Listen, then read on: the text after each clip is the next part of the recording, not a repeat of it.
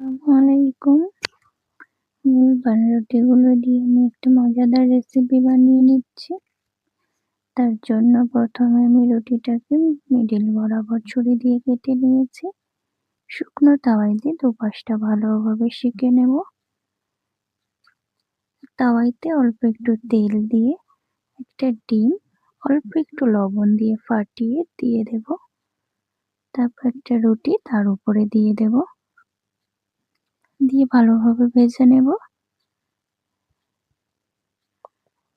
একটু লাল লাল করে ভেজে তুলে নেব। এবার এখানে পেঁয়াজ কুচি, লঙ্কা কুচি, ধনিয়া পাতা কুচি করে রেখেছি। অল্প একটু মেয়োনিজ উপর দিয়ে ছড়িয়ে দিচ্ছি।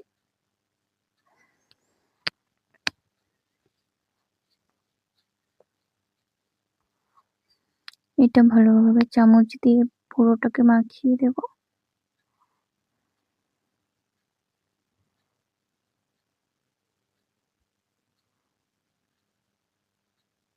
উপর থেকে একটু টমেটো সস দিয়ে দেব।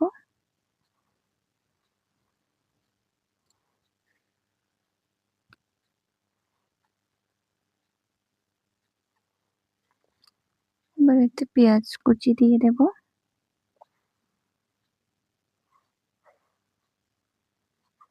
কাঁচা লঙ্কা কুচি দেব। ধনিয়া পাতা কুচিগুলো দিয়ে দিচ্ছি। আর একটু চিজ উপর দিয়ে গ্রেট করে আর একটা রুটি এতে চাপা দিয়ে একটু সেঁকে নেব ভালো করে। নিলেই ব্যাস রেডি।